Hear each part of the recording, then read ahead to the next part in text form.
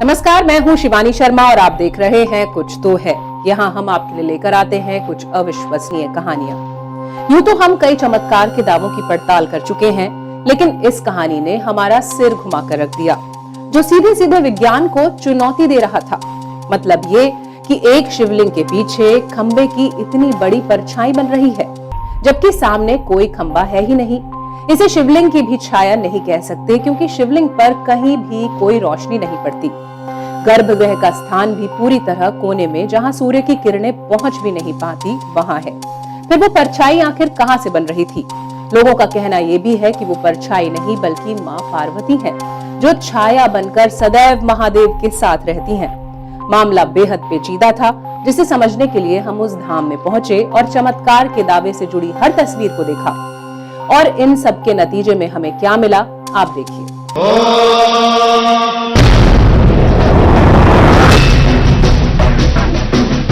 इस बार पाला एक ऐसे शिवधाम से पड़ने वाला था जो सदियों से विज्ञान को चुनौती दे रहा है। परछाई के चमत्कार से जुड़ी एक ऐसी पहेली जिसे आज तक कोई नहीं सुलझा पाया।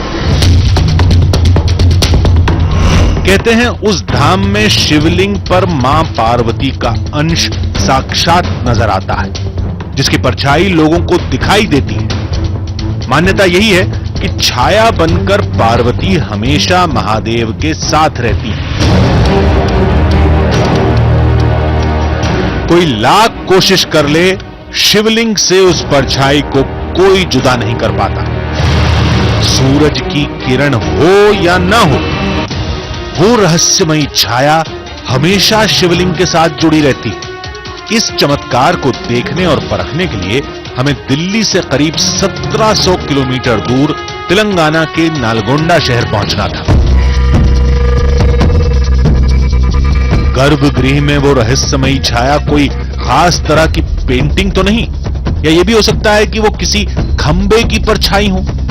कुछ ऐसे सवालों को मन में लिए हम नालगोंडा के छाया सोमेश्वर मंदिर पहुंच गए। महादेव का यह धाम बेहद पुराना लग रहा था, जहां लोग भारी तादाद में मौजूद थे, लेकिन हमें तो गर्भगृह के उस चमत्कार को अपनी आंखों से देखना था। लेकिन हम उस समय चौंक पड़े जब गर्भगृह में हमें कोई छाया नहीं दिखाई दी। उस जगह को हमने काफी गौर से देखा, लेकिन हमें कहीं कोई परछाई नहीं दिखाई दी। तो क्या दावा झूठा था? इस बारे में हमने लोगों से बात की तो बेहद खास बात का पता चला। यही वो शिवलिंग है जिसके पीछे कहा जाता है कि वो अद्भुत छाया बनती है, वो शैडो बनता है। लेकिन हम जब इस मंदिर में पहुंचे तो हमें कोई शैडो, कोई प्रोमिनेंट शैडो या छाया यहां नजर नहीं आ रहा था। लेकिन ये सिर्फ तब तक जब तक लाइट्स इस मंदिर के गर्भगृह के ऑन है। अब मैं ये लाइट्स बंद करने जा रहा हूं ताकि आपको भी दिखा सकूं कि वो अद्भुत छाया क्या है। और ये जब सारी लाइट्स बंद हो रही हैं तो आप देखिए ये छाया बन रही है ये शिवलिंग पे। ये अपने आप में अद्भुत है। ध्यान से देखिए, ऐसा आपने कहीं नहीं देखा होगा। और ये अद्भुत इसलिए है क्योंकि गर्भगृह के सामने जो गेट है, जो सेंट्रल जो गेट है अंदर जाने के लिए, उसके सामने कोई पिलर नहीं है, कुछ भी नहीं है जो वहां पे ऑब्स्ट्रक्शन लाइट के लिए क्रिएट करे और ये शैडो बन जाए, ये छाया बन जाए। उसके ऊपर कुछ भी नहीं है, उसके छत पर कुछ भी नहीं है, लेकिन फिर भी ये अद्भुत छाया बन रही है, जिसको कई लोग चमत्कार मानते हैं। कई मान्यताओं में कहा गया है कि ये देवी पार्वती का रूप है जो शिवलिंग के ठीक ऊपर आता है और ये छाया बनती है छाया सोमेश्वर मंदिर में। दावे के मुताबिक शिवलिंग के पीछे एक छाया तो नजर आ रही थी, जिसे लोग चमत्कार मानकर पूजा करते हैं। लोगों के लिए ये परछाई मां पार्वती का एक अंश है। इस मंदिर में शिवलिंग का छाया पीछे अपन देख सकते हैं, लेकिन ये छाया कहां से पड़े किसी को पता नहीं है। लेकिन ये तो 12th सेंचुरी से ऐसे दिख रहे सब लोगों को। ये तो मिस्टीरियस टेम्पल है। छाया बोले तो गौरी माता का बोल के बोलते हैं। शिव जी के पीछे गौरी पार्वती देवी का छाया बोल के बोलते। अपन सब भी ऐसा वही सोचना, अभी भगवान के ऊपर बोले तो भरोसा रखना। आर्कियोलॉजी भी अब उन्होंने देखे थे, रिसर्च करे थे, वो भी अभी तक पता नहीं चला कैसा गिरता। वो शैडो के सामने अपन भी करे तो अपना शैडो नहीं गिरता, ओनली शिव जी का जो शैडो आता है वही शैडो गिरता। हमारे को भी थोड़ा पार्वती का रूप ही दिख रहे। क्यों बोलो तो ईश्वर किधर रहे तो पार्वती देवी उधर ही रहते ना। छाया को पार्वती का रूप मानते हैं। हम लोग आए तो हम लोग भी ये तो चमत्कारी आए बोल के हम लोग भी सोचे थे। इस छाया को चमत्कार मानने के पीछे एक खास वजह है, और वो वजह है विज्ञान का एक सिद्धांत। परछाई बनने का बेहद सीधा सा वैज्ञानिक सिद्धांत है। जब प्रकाश के स्रोत के सामने कोई ठोस चीज आ जाती है जिसे रोशनी पार नहीं कर पाती, तो उस चीज के पीछे उसकी परछाई बन जाती है। लेकिन शिवलिंग पर कहीं से कोई रोशनी नहीं पड़ रही थी, न ही गर्भगृह के ठीक सामने कोई खंबा ही था।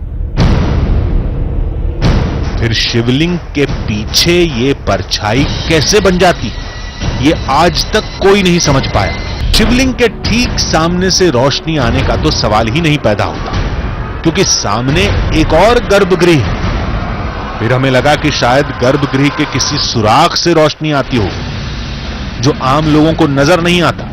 इसे जानने के लिए हमने गर्भगृह को बाहर से फिर अंदर से पूरी तरह जांचा परखा। यानी चमत्कार की इस पहेली को सुलझाने के लिए हमें इससे ज्यादा करना पड़ेगा। सामने कोई खंबा नहीं, सूरज की किरण नहीं, रोशनी का नामो निशान तक नहीं। फिर भी शिवलिंग के पीछे एक छाया कैसे उभरती है? चमत्कार का यह दावा हमारे लिए चुनौती बन चुका है। विज्ञान की माने तो कोई परछाई तब बनती है जब कोई वस्तु प्रकाश को अवरुद्ध करती है, लेकिन ऐसी कोई चीज यहाँ नहीं थी। यहाँ छाया शिवलिंग की भी नहीं थी, क्योंकि शिवलिंग बहुत छोटा था और उस पर कहीं से कोई रोशनी नहीं आ रही थी जिसे कोई छाया उभर सके।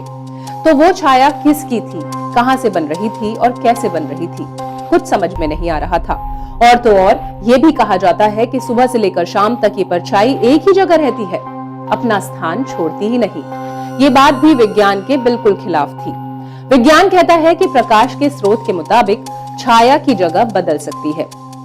अब हमें दो बातों का खास तौर पर पता लगाना था। पहला ये कि क्या ये परछाई वाकई अपनी जगह से नहीं हिलती, और दूसरी ये कि ये आखिर किस चीज की छाया है।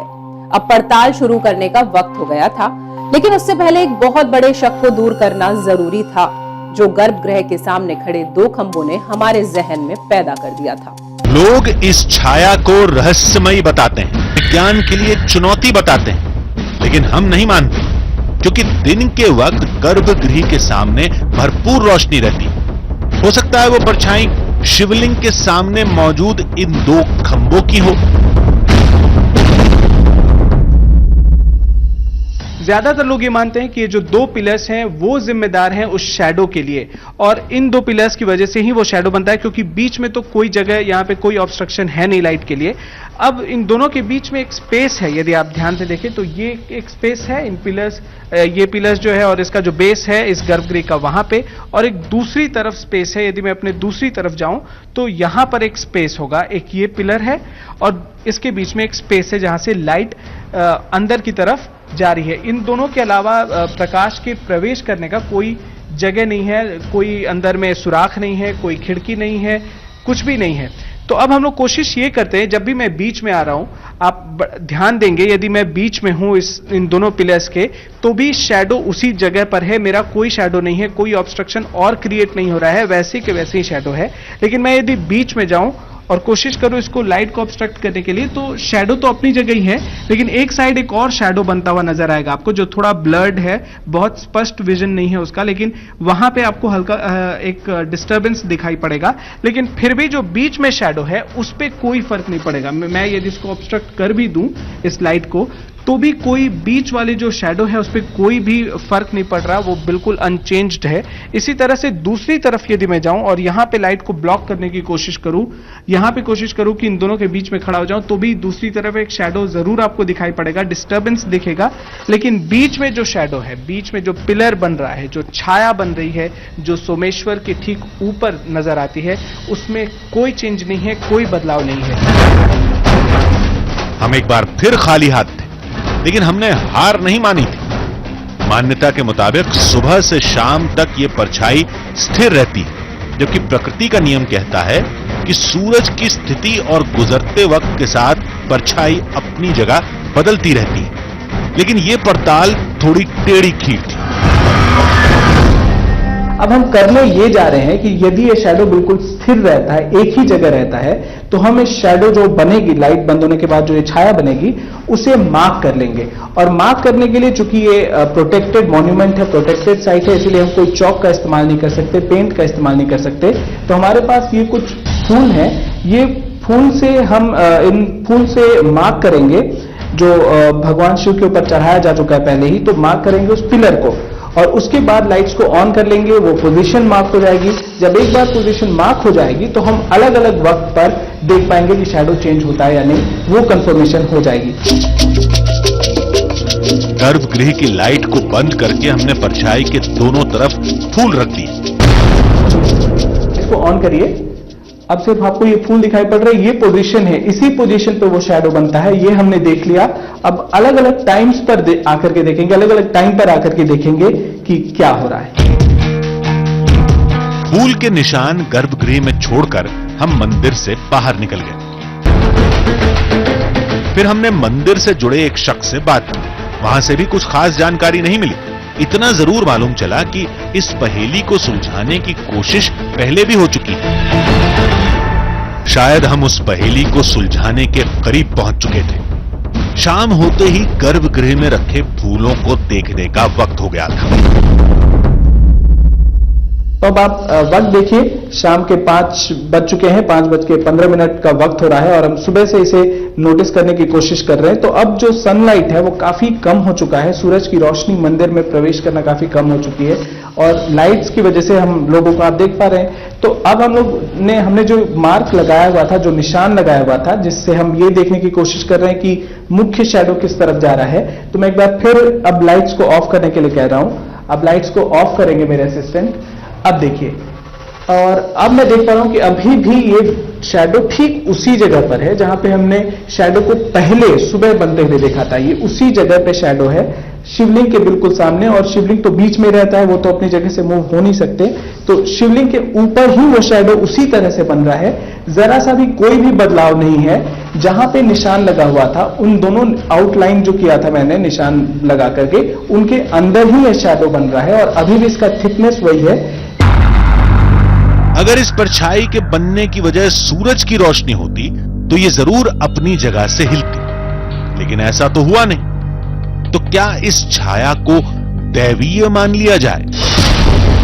महादेव के इस धाम ने हमें उलझा कर रख दिया था, कुछ समझ में नहीं आ रहा था। हमने मंदिर के बारे में इंटरनेट पर खंगाला, तभी हमें कुछ नजर आया। उससे हमारी आंखों में एक चमक आ गई, इरादे थोड़े मजबूत हुए। यही वो आर्टिकल था जिसने हमारी पड़ताल को एक नई राह दिखाई। काफी रिसर्च के बाद हमने इंटरनेट का इस्तेमाल किया। इसमें एक वैज्ञानिक का जिक्र था जिन्होंने शिवधाम के रहस्य को सुलझा लेने का दावा किया है। आर्टिकल में हमें उस वैज्ञानिक का फोन नंबर मिला जो नालगोंडा के पास के शहर में ही रहते हैं। हमने उनसे फोन पर बात की और उन्हें बुलाकर कुछ खास बातचीत की, पर उनके जवाब सुनकर हमारे होश उड़ गए।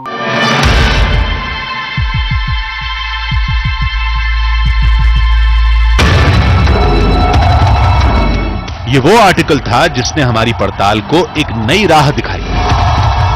इसमें एक वैज्ञानिक का जिक्र था जिन्होंने इस शिवधाम के रहस्य को सुलझा लेने का दावा किया है। आर्टिकल से उस वैज्ञानिक का फोन नंबर मिला जो नालगोंडा के पास के शहर में ही रहते हैं। हमने उनसे फोन पर बात की। वैज्ञानिक आने के लिए तैयार हो गए। यहां तक पहुंचने में उन्हें करीब 1 घंटा लगेगा। तब तक हमने मंदिर की बनावट पर गौर करना शुरू किया। यह धाम बेहद करीने से बनाया गया था।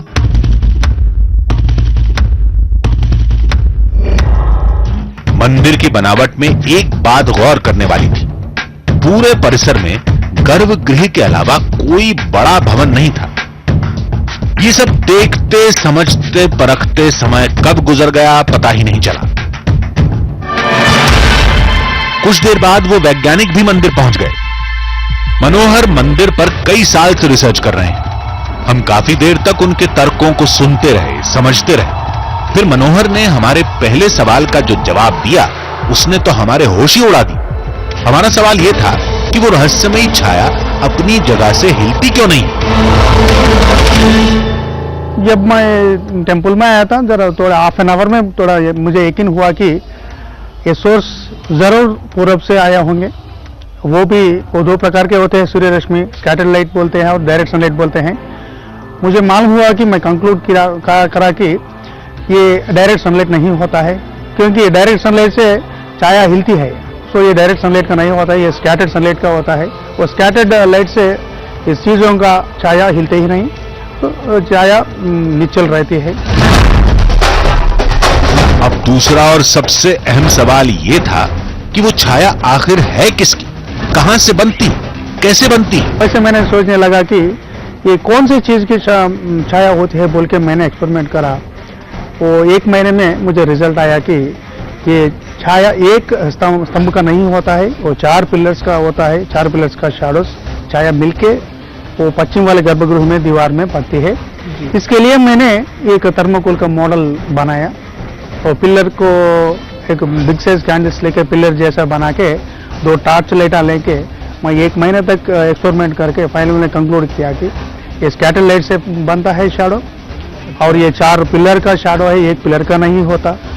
ये स्कैटर लाइट का होता है, सुबह से शाम तक हिलते ही नहीं। जी, लेकिन जो आपने पूरा मॉडल बनाया, जो सारी चीजें एक्सप्लेन की, क्या आप वो हम लोगों के लिए अंदर एक्सप्लेन कर सकते हैं, बता सकते हैं? जरूर जरूर, अंदर जाएंगे, टेम्पल के अंदर जाएंगे, हम देख सकते हैं ये पूरे सिमेट्रिक स्ट्रक्चर होते हैं। जब किसी जगह पर सूरज की रोशनी सीधे आने के बजाय किसी ठोस वस्तु से टकराकर फैल जाती है तो उसे स्कैटर लाइट कहते हैं। अब हम इस पूरे मामले को 2 हिस्सों में समझने वाले हैं। पहला ये कि गर्भगृह में वो स्कैटर लाइट कहां से आती है। ये पश्चिम वाले छाया के कारण ये पूर्व वाला गर्भगृह है ना, ये गर्भगृह बाजू देख सकते हैं आप। यहाँ एक ओपनिंग है, यहाँ एक ओपनिंग है और लेफ्ट में देख रहे तो और एक ओपनिंग है। यहाँ दूसरा ओपनिंग इस तरफ है, इस तरफ ओपनिंग है। ये हमारा कैमरा उस तरफ रोल हो रहा है, तो आप 2 ओपनिंग देख सकते हैं। ये 2 ओपनिंग है। जी, ओपनिंग को, विंडोज को हम फिजिक्स में कहलाते हैं कि ये लाइट सोर्सेस कहलाते हैं। ठीक है, जो ओपनिंग है तो विंडो या डोर है, ओपनिंग को हम लाइट सोर्स कह जाते हैं। यहाँ लाइट सोर्स पहले हमें पता है 2 प्रकार के होते हैं ना, स्कैटर्ड लाइट और डायरेक्ट सनलाइट। ये स्कैटर्ड लाइट सोर्सेस कहलाते थे। ये दोनों लाइट सोर्सेस से ये कांति को अंदर आने के लिए शिल्पी ने रचन किया है। अच्छा, मतलब इस तरह से बनाया गया है कि स्कैटर्ड सनलाइट अंदर की तरफ आए।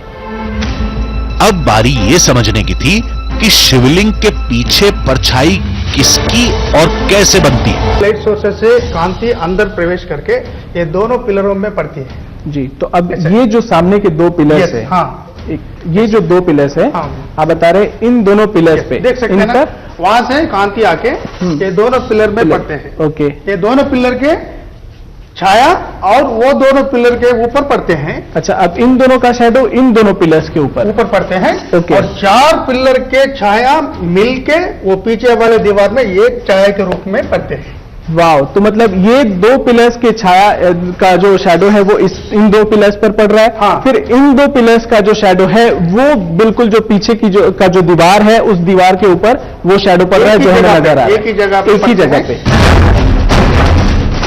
वाकई परछाई की पहेली को सुलझाना मुश्किल काम था, क्योंकि इसका रहस्य भौतिक विज्ञान और गणित के फॉर्मूले में छुपा था, जिसे हमने इस डायग्राम की मदद से एक बार फिर समझा। ये R1 आके यहाँ पिलर में के ऊपर पड़ती है, ये पिलर के शैडो ये पिलर में पड़ती है, ये दोनों पिलर के शैडो मिलके यहाँ पीछे वाले दीवार में पड़ते हैं। सिमिलरली लेफ्ट L1, यहाँ से ये लाइट स्कैटर्ड सनलाइट ये पिलर पे पड़ती है और ये इस पिलर का शैडो ये पिलर पे पड़ती है, ये दोनों पिलरों का शैडो यहाँ पड़ती है। ये 4 पिलरों का शैडो मिलके एक ही जगह पे ये पीछे वाले दीवार में पड़ते हैं। इसका मतलब ये है सर कि यदि ये दोनों लाइट सोर्स को भी बंद कर दिया जाए तो शैडो नहीं बनेगा? नहीं बनेगा, शैडो नहीं बनेगा, नहीं दे सकते, पूरे डार्क दिखते हैं यहाँ पीछे वाले दीवार पे। मंदिर में बनने वाली रहस्यमयी परछाई का राज गर्भगृह की बनावट में ही छुपा है। विज्ञान का ये एक ऐसा पहलू है जिससे आम लोग अनजान हैं, लिहाजा इसे चमत्कार मान लिया जाता है। दरअसल ये सारा खेल प्रकाश से जुड़े वैज्ञानिक सिद्धांतों में छिपा है। हमारा मकसद किसी की आस्था को ठेस पहुंचाना बिल्कुल नहीं है। हम तो शिव के इस धाम में बनने वाली परछाई से जुड़े हर पहलू को सामने लाना चाहते थे और हमने वही किया। बाकी साइंस के फॉर्मूले अपनी जगह हैं, और आस्था अपनी जगह। विज्ञान और आस्था के बीच का अंतर हमें इस कहानी में नजर आया। कुछ तो है में आज बस इतना ही। हम आपसे फिर मिलेंगे ऐसी ही एक और रोमांचक कहानी के साथ। तब तक के लिए दीजिए पूरी टीम को इजाजत। नमस्कार।